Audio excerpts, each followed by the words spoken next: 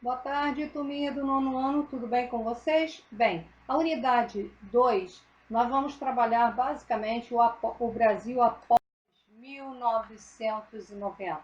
O que está acontecendo? Nós vimos que, após a ditadura militar, nós tivemos o governo que foi assumido por José Sarney e neste governo foi elaborada uma Constituição que ficou conhecida como a Constituição Cidadã. Por que isso? Porque nesta Constituição foi inserido uma série de parcelas da sociedade que até então não eram lembradas, como indígenas, afrodescendentes. Então, esta carta vai ser bastante importante, tá? Porque após 21 anos de ditadura militar, agora nós temos uma Constituição que pretende atender a todos. Bem, nós vimos que após o governo de José Sarney, nós vamos ter disputa política e vamos ter uma eleição direta e aí nós vamos ver que vai vencer o candidato Fernando Collor de Mello, de um partidinho pequeno do PRN lá de Alagoas, que disputou a eleição no segundo turno com um carinha chamado Luiz Inácio Lula da Silva, do PT. Foi a primeira tentativa do Lula. Os objetivos do governo eram combater a hiperinflação e a crise financeira do país. Por quê? A economia e a política do país estava quebrada. Então, o governo Collor, para conter a inflação, substituiu a moeda do cruzado novo pelo cruzeiro, congelou novamente preços, salários, abriu restrições às importações e todo o dinheiro do povo em conta corrente foi confiscado. Foi uma grita geral. De imediato, tem o resultado? Claro, se você não tem dinheiro, você não pode gastar, né? E aí a inflação realmente caiu 70%.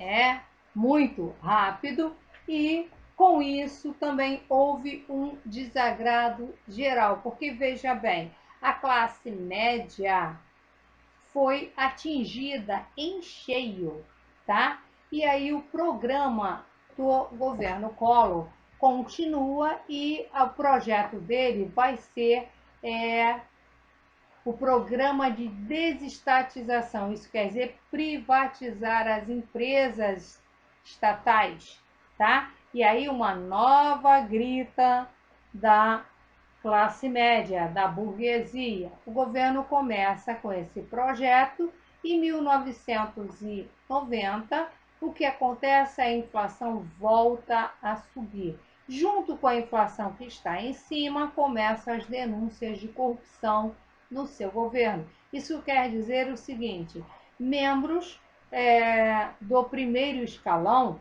começam a ser acusados de negociatas, inclusive a primeira-dama, Rosane Collor, empregou a família toda no LBA e gastaram tudo e mais alguma coisa. Bem, começa um movimento e faz ser aberto a Comissão Parlamentar de Inquérito contra o presidente da República, a CPI. A Câmara dos Deputados decidiu votar a favor do afastamento do presidente, o que seria impeachment, tá, moçada? Mas aí, o que vai acontecer?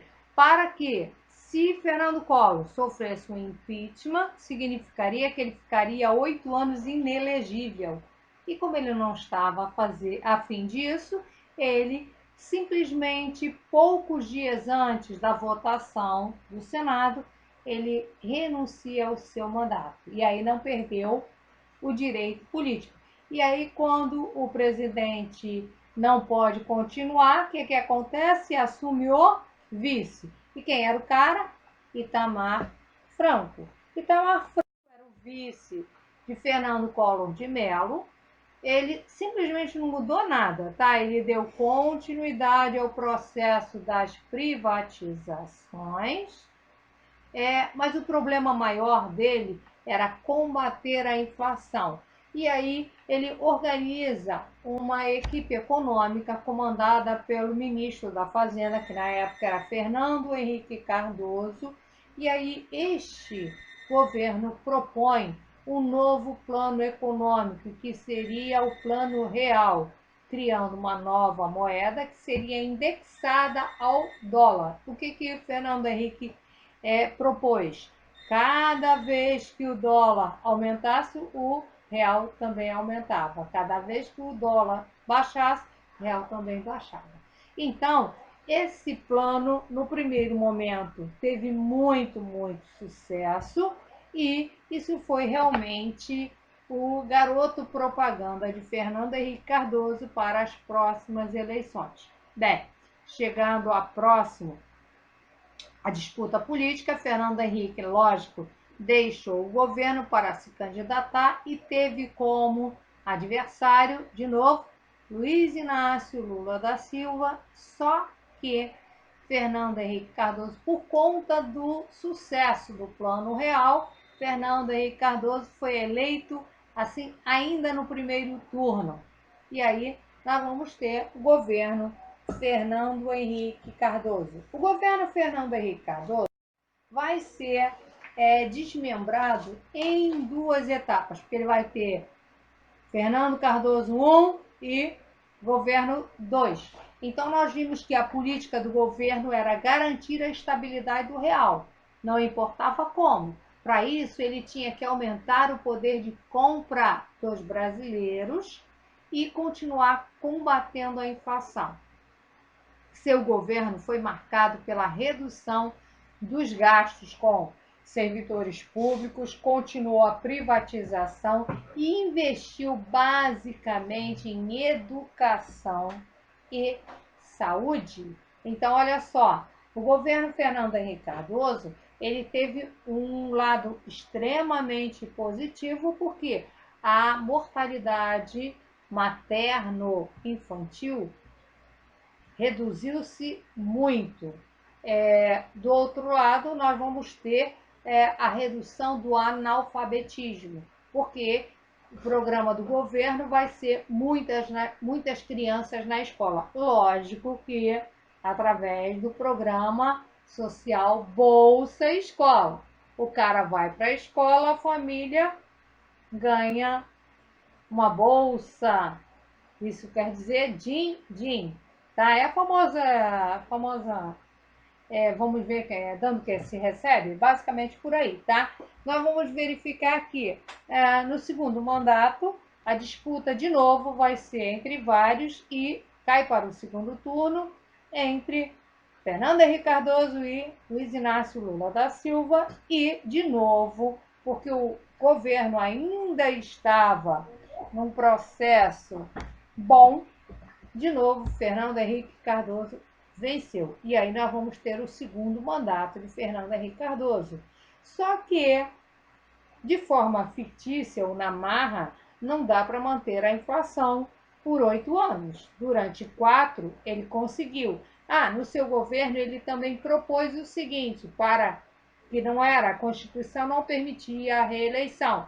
A proposta de Fernando Henrique Cardoso para se reeleger foi reduzir, tá? O seu tempo de mandato, tá? Mas com a possibilidade da reeleição, tá? E aí passou essa emenda constitucional foi aprovada, e aí nós vamos ter segundo mandato de Fernando Henrique Cardoso. Bem, ao final do governo Fernando Henrique Cardoso, o Brasil já estava caminhando para graves problemas econômicos e sociais, e era necessário, de novo, convocar eleições, as eleições de 2002. O governo Fernando Henrique não estava mais com esta bola toda, o povo não mais acreditava, e aí o candidato indicado por Fernando Henrique, que era José Serra, foi derrotado pelo candidato à terceira tentativa de o candidato Luiz Inácio Lula da Silva, do PT. Bem, com a vitória de Lula, a economia, que já dava crise, sinais de crise, se apresentou, já que Lula se apresenta como comunista e líder radical dos trabalhadores, a economia deu uma segurada. No campo econômico, o governo Lula manteve exatamente a política do seu antecessor. Ele declarou que não podia mudar porque já eram acordos, contratos firmados. Então ele não mudou nada. Só o que ele mudou foi criou uma série de novos programas sociais, como Fome Zero, Bolsa Família, Programa Universidade para Todos, Programa Brasil Alfabetizado. E aí, moçada, a popularidade do cara começou a subir. Só que para tantos programas precisa tirar dinheiro de algum lugar. E aí começam os problemas. No final do seu primeiro mandato, começaram os escândalos políticos, tá? Tipo de escândalo do dinheiro na cueca, coisas assim interessantes, tá? Acordos e etc.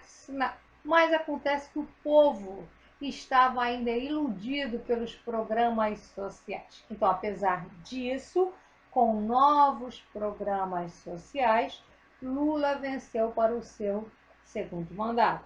O segundo mandato de Lula continuou ocorrendo uma série de novos escândalos políticos, todos naturalmente abafados pelo governo.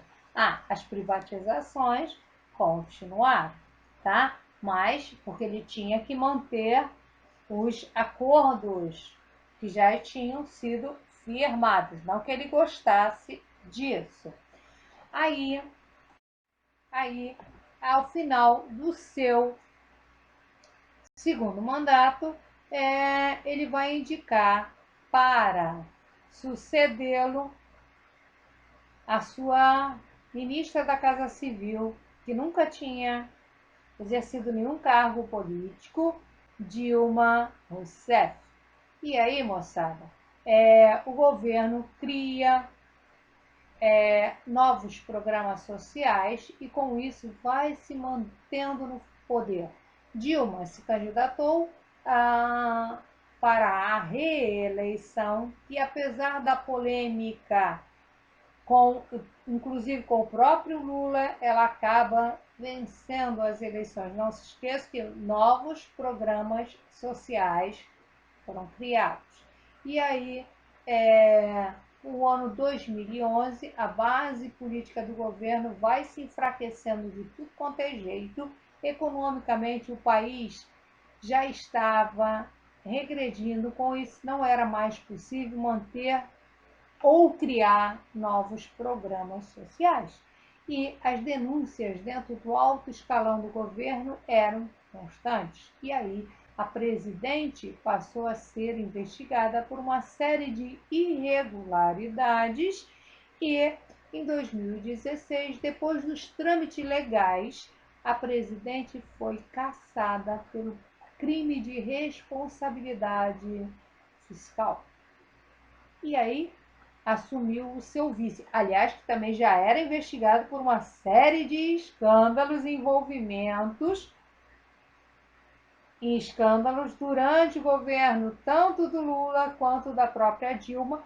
E aí, mas mesmo assim, o governo de Temer vai continuar até o término do seu mandato, com muitos e muitos escândalos, mas fazer o quê? Então, façam os exercícios das páginas 465, 466, 467, 468, 469, 470.